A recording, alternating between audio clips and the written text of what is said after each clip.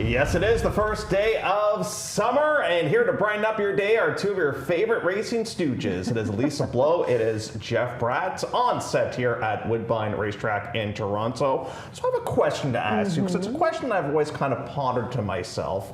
They always say that the first day of summer is the longest day of the year. Yeah. Technically, that's not correct. It's still 24 hours a day.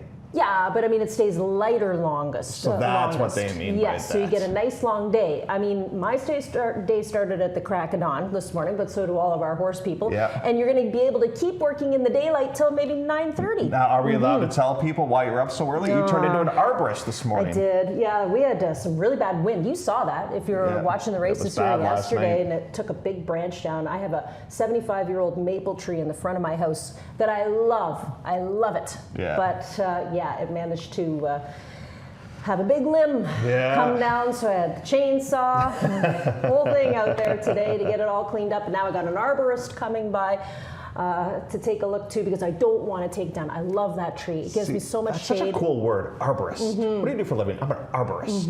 Well, it's actually one of our horse people's husbands too, so it's always good to know somebody. That's true. That is true. So as you said, drastically different conditions today. There's this bright thing in the sky that I saw driving in today, which was very nice to see. And I must admit, I was not really sure we'd be on the turf today, but I'm happy that we are. Yeah, now it's going to be a little muggy today, I would say. So if you have curly hair, watch out. But also, you know, we'll just probably keep our horses in a little bit longer before we head out onto the racetrack with them. It is a really beautiful day and calling for a lovely weekend. I know we're looking at having a huge crowd here tomorrow for the Greenwood Stakes Day. It's not an actual stake, but it's a celebration, and a lot of people come out to enjoy the sunshine. It'll be a great weekend to go to the cottage too. Yeah, no, it'd be fantastic.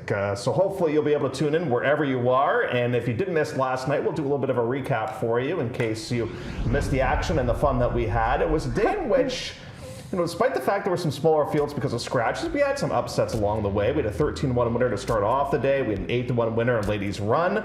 And for the most part, it was a very fair racing surface. We had winners come from everywhere. That's true. And then we kept our stewards busy yesterday as well. Lots of inquiries with those smaller fields yesterday as well. But we stayed on time. The nice one for me was getting snatched home. I was, kind of waiting on that one for DePaulo, and that actually gave Leo Salas 2 winners on the card yesterday. He's the only jockey on the program to double up. And I was really happy to see Just Magnificent win for Sue Leslie. That was terrific to see too. That one striking at odds of 5-2. Ryan Munger always has a smile on his face and came back just beaming into the winner's enclosure. And Gallyhead continued the great role that horse going on for the Jamie Begg barn as well. So we have 8 races coming your way here today at Woodbine. And it's time now to start the clock, because Lisa Blow is going to get down to business, and we're going to talk a little something that I'm not very good at. I have 2 left feet, and we're going to talk a little dancing. You've seen me dance too. It's not pretty. Well, yeah, and I'm kind of famous for my lane dance. I do bring it out after a few couple beverages. Of cocktails, a couple of limoncello spritz. I'm pretty good at it, though. So. All right, second race. We're on the grass. Yay! On the grass. 6.5 furlongs of distance, and it is good. So we're going to have some give to it. I always like to look for the smaller horses, especially, you know, because I find when it has some give to it, the bigger horses will sink a little bit deeper, whereas the lighter horses tend to dance over it. And I'm hoping for Sarah's dancer here today for Devin Borland. I really like this mare. This is a mare that's always on my watch list. I was hoping for a good effort from her last start out on May the 16th, and she ended up finishing 4th. But I talked to Devin, who trains the horse, of course, and he said, you know, I don't think she handled the winter very well, and we heard that from so many people. But, it was tough. You know, it was so cold, and horses who, you know, were based here, some of them, and including my own, you know, 3 blankets on, and they're still shivering, right? So they shiver off the weight, and then it's really hard to get that back on again, especially when you're trying to get a horse lean and fit for racing. I expect a better effort from her here today. I love the fact that she's getting onto the grass, because she is a really nice horse on the lawn, and up for the $15,000 price tag. I think she's a player all day long. The other horse that's interesting here is the 7, Ondine Lady, who goes out for Devin Gittins, was a winner, an easy winner on the synthetic track on June the 7th, and I would have thought her best surface was turf. So she's a serious player here too. Loses Pietro to your horse. That's fine. And then I'm a little bit surprised that Ernie made Grace on the Green the favorite. Horse hasn't run in over a year, and he's made this horse the favorite, taking a big drop down in class. I personally have to take a bit of a wait and see approach with that one. Yeah, me too. I think you got to take a look at the other two horses. Like I said, I don't mind the rider change. Of course, I'm going to get Pietro with Sarah's Dancer, but I'll get Sahin Savachi with Ondine Lady. That's good for me. Yeah, that's good. That's good stuff. Okay, are you a person that says route or route? Route. Route? It's a route. Potato. Well, at 16th, we're going to go on this route test, and Elisa, I tried, because so-called vacation broke my heart last time out, but where else do you go in here? I know, because the drop is what intrigues you now, right? We're dropping from 25 down into 10. We know the horse is going to be pretty forwardly placed, and I mean, I'm looking at it and thinking, do I really want to get sucked into another Dale DeRusso dropper, right? Because he's got the 5-horse Calling Home who's dropping from 25 in for 10. Yeah, we saw that movie before. We've seen that movie, and it doesn't often end the way we thought it would. So I'm going to try and beat that one with the 6, and then I'll use the 9. Pietro Moran riding again here for Norm McKnight, a horse that finished second last start out. And we might get a bit of a gauge of Pawakwa in the opener today, too, to see how good that first race was, because she was racing against the boys in that race and beat them, and now she's in against her own sex. You have a first-time gelding in Copperell Lights, who was basically refused last time. I hate playing a horse that refused in the most recent races, because what's to say that's not going to happen again? Well, I'm sorry, you take a look at the works from the gate, and there is a work there in 51-1. That's a bit slow coming out of the starting gate, so I don't know. I think I'll take a pass on that one today, see what he does, because like you said, horses that just walk out of the starting gate don't intrigue me at all next start. Blondina's Boy with a quick return back, raced just 7 days ago, and comes out of a race where he ran second to a professional maiden in Clive Cross. Do you think King Putt is named after Mike Doyle? Of course. Yeah? Of course. I think so. I don't know what Mike's best at when it comes to golf. I don't know if he's best off the tee, if he's best, his short game's good, if he's a good putter. I think he's just good all around. He would be a good trash talker, I tell you that much. He would get into your brain playing golf. He would get you off your game a little bit. Okay, let's talk about rest. Race number 4, we're going to talk about resting here. We're going 6.5 furlongs. This is a split of race number 7. And for the first time this season, we see a Kelly Callahan horse. I had a chance to visit the Callahans in Ocala. They had a beautiful spot down there. They rented a farm. They did a lot of work on it. Very quiet, very nice. So don't be alarmed when we see 2 published works here with matriculants. The horse is definitely fit. The only thing is, this horse got better second time out last season. That's true. But you know what?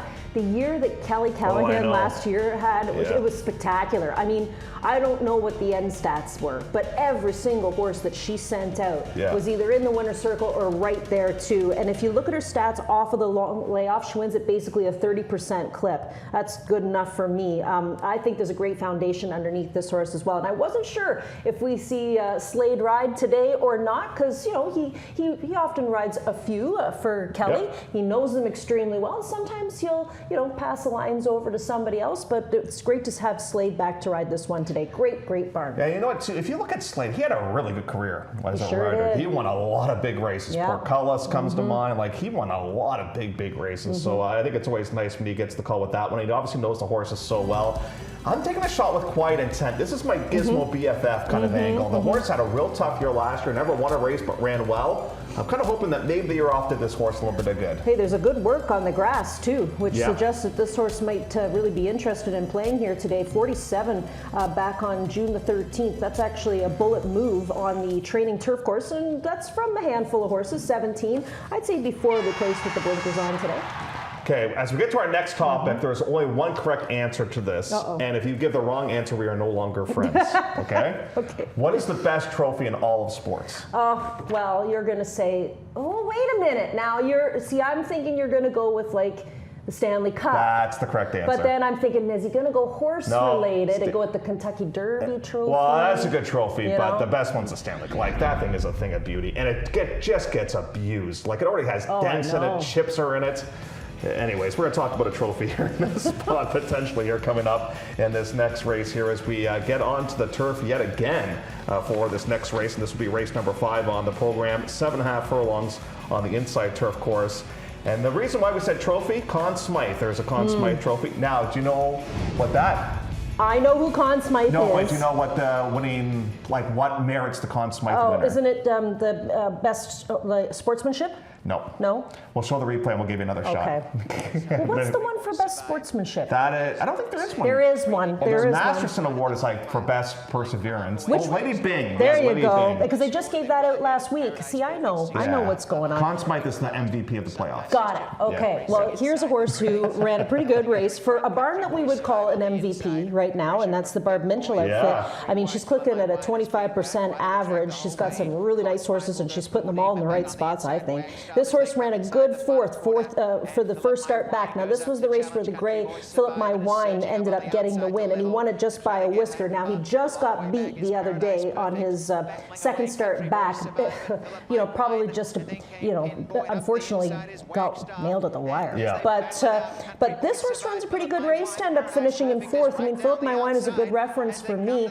The other horse in here that I'm interested in is also in this replay, and that's Stratus going out for Bob Tiller. I think Goldmart had the exactor in that race, Yeah. right? So Stratus comes back with Fukumoto back aboard. I'm going to use Stratus up on top. Then I'll use the 6, Conn Smythe, and I'll toss in the 5, Signature Sir what as I well like. from the Bill Theranos barn. Yeah, like the sire is good with turf runners. The mare won 3 times on grass. Now she wanted a little bit more ground than like the Signature Reds traditionally wants, so that might give this horse a little bit of stamina in here. And the rider is running with a ton of confidence right now we were too. just talking So about that. he's doing a lot of good things right now. Now obviously there's a massive scratch in this race with Paradise Perfect, who would have looked really, really good in that. Yeah, this it's spot. too bad because really a lot of the horses that got scratched were really live over the last couple of days.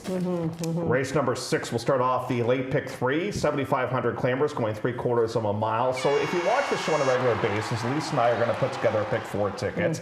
Sometimes we agree, sometimes we don't. Now, I think potentially there's a key in this race. Now, her comeback race was not great, but that was against way tougher. She ran against Stolen, Strike Accord, and Catherine's Gem, and that's Lois Lynn. Now she's in for 7,500. Having said that, if you did force me to have a backup play in this race, I would back myself up with your top pick. Yeah, I wrote on top of this race, I think it's wide open, but I'm going to use the Cephalo up on top because, the horse has been busy. This is already the 4th start, but had to hook the likes of Gizmo's BFF, who's just the hot horse from the Deb Rhombus barn. So we don't have to worry about Gizmo today. So I think Cephalo really on paper seems to be the horse who could benefit. Lois Land, of course, making the 2nd start off the layoff, but that first comeback race, it was not good. Not so great. Yeah, it was not good. So yeah, I think I'll go 5-1, but I'd suggest, taking a pretty good look in this race, especially in the paddock, to see if maybe someone like you've stands got a out. couple in here that might need one. I think Old Secrets might need one. I don't know if Forrest Vixen needs one or not. You got a couple horses that are just now getting kind of back into the swing of things in here. And let's Really see how the wide track's open. playing too, right? We don't know how that's going to materialize. So race 6 will start off the late pick 3. Lisa takes a chance on Cephalo, classy mare, and I'll take a shot here with Lois Lynn, who gets some significant class relief there coming up in race number 6. And then you got Royal Blush, whose comeback race here was not good last time out for Norm. Boy, those Oakland horses have kind of been hit or miss for Norm, haven't they?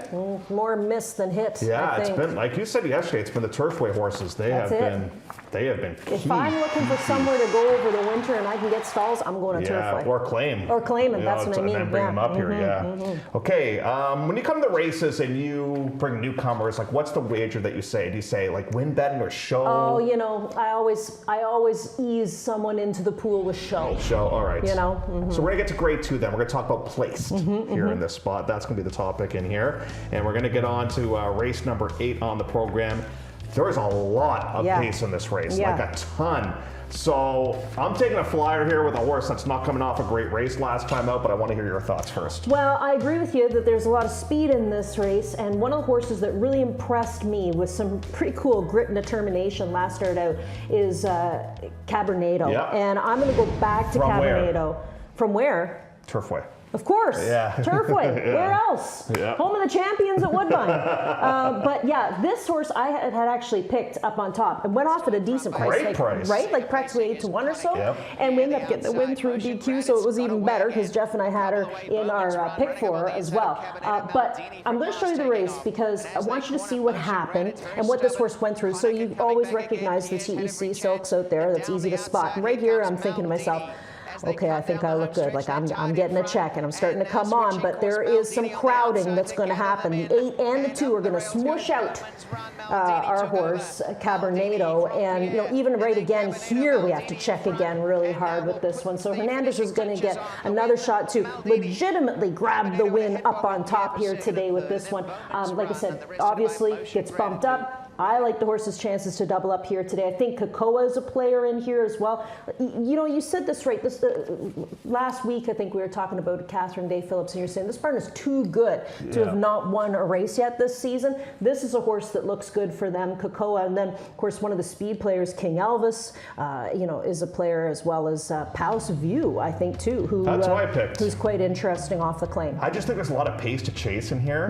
They do a little bit of tweaking with the blinkers coming off in this spot. And I didn't realize this. Look how good a jockey trainer combo this Flores and Dale is. Yeah, you often think Del Deruso and Rafael Hernandez. Yeah. But this is turning out to be a budding combination as well. Well, Robert had a winning picture yesterday with Gallyhead. Here, our Sunshine Boy gets a picture taken with Kakoa. Now, Kakoa has got a great forelock. Look at that. That is a thing of beauty. And Robert looks not bad to you. It's an odd shot because you don't see the horse's right eye. Yeah. And you're like, hold on a second, he's got 2 eyes, right? Kakoa will start from post position number 8 and comes off a 3rd place finishing against Awesome Crusader. And they made all the payments up to the King's Play with that one. And by the way, Kakoa owned by one of our good friends, Mr. Dan Vella, is one of the owners with Kakoa. Yeah. So race 8 has all kinds of speed in that spot, and they'll be part of the Jackpot High 5. Okay, our final topic here, we're going to talk about plays. And unfortunately, you have had the scratch sign all over your plays of the day as of late. So we lose one in Paradise Perfects. We're down to 3. But that's okay, because I like these 3. So I feel pretty good about this. Sarah's Dancer from the Devon Borland barn back onto the lawn. Love her chances today. Meticulent making the first start back for Slade and Kelly Callahan. That would be fun to see in the winner's circle. And Cabernado, the horse for the course. I really like what this horse did last start out. I mean, he did try her best. To end up getting the win there and ended up getting bumped up through the DQ. Look at that face. How can you not argue with that's a face of a reliable source. That face tells you that these are solid selections. Now this face, on the other hand, do I have a car for you? Undying Lady is the one that I like coming up in race number 2. As you said, I think is a little bit better on turf. I like Lois Len today. It's now or never as far as I'm concerned with her. Like, she's got to bounce back. My repeat threat is going to be Secret Storm coming up in race number 7, and I like a Palace View. That would be kind of nice. Yeah. Have you ever vacationed and stayed in like a castle? No, not yet. I have a lot of them like in Scotland and Ireland. But haven't been abroad, you see. Yes, well, I'll keep trying to win the lottery for us to do the show abroad. Royal Quality, that is the Woodbine TV prod, beat the fave selection. Doug's going towards Conn Smythe, and Ron says he likes Lois Len, had a wide trip last time out, comes up a key race. 5-2 on the line is one Lois Len coming up a little bit later on the program. So let's look at our plays of the day. If you're looking for a clocker horse, we do have one to provide for you. Do we now? Going to come up in race number 5, first time starter for the Santino de Paula barn, and this is Proceed with Caution. That is why I like to say to everybody that follows my picks, 15-1, huh? You must proceed with caution. You must, yeah, interesting. So the work is actually the training turf course that he's highlighting. So just when you think that Ernie's only upstairs watching the main track, oh no, he's got spies all over the place. He does. He has a team that assembles, and they have a meeting. They all check their stopwatches before the day begins. Yeah, and proceed with caution. That's where they're going to go towards. I felt bad. I was making fun of Santino yesterday on the show. He watched it and he put the clip up on Facebook. Of what he did? He pulled his XYZ tendon, I heard? Yeah. Santino, I'm sorry, buddy. Oh, man. So we'll have to see if he might be coming over on crutches today. Yeah, he might be. That's giving up a lot for it was for charity. It was for charity. Yeah. Charity. He gave it his all, though, as we like to say. He gave it his all. Okay, when we come back, Connect 4 is a game that she likes to play. I do. But we're going to play the Pick 4 today, and we'll put together a ticket for you when we come back on this side. Love horse racing? HPIBet.com is Canada's leader in online horse betting. Access thousands of live races from hundreds of tracks worldwide instantly. Enjoy the most advanced betting tools like AI Smart Picks and exclusive cashback rewards you won't get anywhere else. Join today and get up to $100 in free bets. Get the ultimate horse betting experience with HPIBet.com.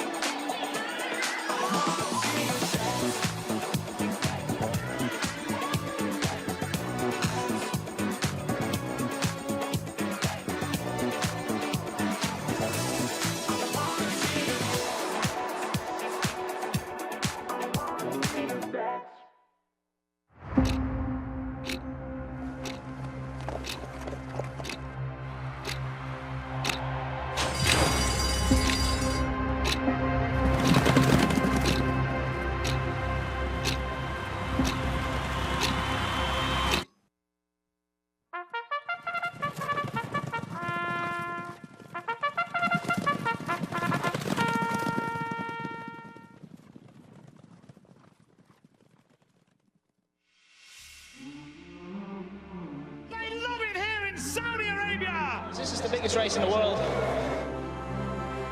Pinch me, I think I'm dreaming. They're off in the Dubai World Cup. And they're into the Tbred. Two of the great racehorses in the world. Giant Killer, by name and by nature. A race for the ages.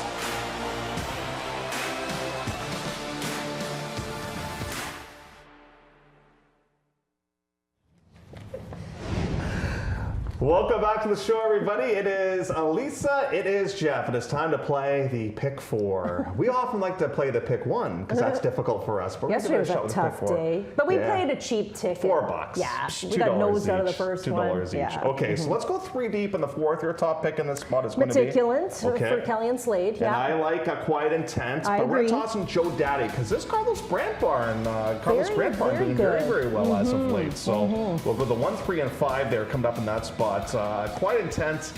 I don't like the fact the horse is favored, but I do like the horse's chances here today. Then we get to the good work too, right? Yeah, then we get to the 5th. Now, you and I, we had a bit of a fighting match talking about this 5th race here, trying to figure out which direction we're going to go. We're going to go 4 deep, and you're going to go lean towards who? Stratus and Conn Smythe, of course. Yeah, so we're going to go 3, 4, 5, and 6 here coming up in this spot. I got Captivating Name, and I'll also toss in the 5, that being Signature Sir. So I'm glad we got coverage in that race because I don't... that one's a little murky to me. I know. Well, if Stratus runs back to the race that he had last start out, I think we should be okay. Okay, then we're gonna get to the 6th race on the program. Now we're gonna go 2 by 2 the rest of the way. So I like Lois Land, and you like Cephalo. But I'm telling you, like again, we're trying to keep the ticket a little skinny. But I would be playing a whole bunch of horses in the 6th race because it's wide open. Okay. Yeah. That's not. Just some suggestions. Yeah, and it's not. We're not spending a ton of money here. No, it's not payday till next Friday. That's right. And then the 7th race.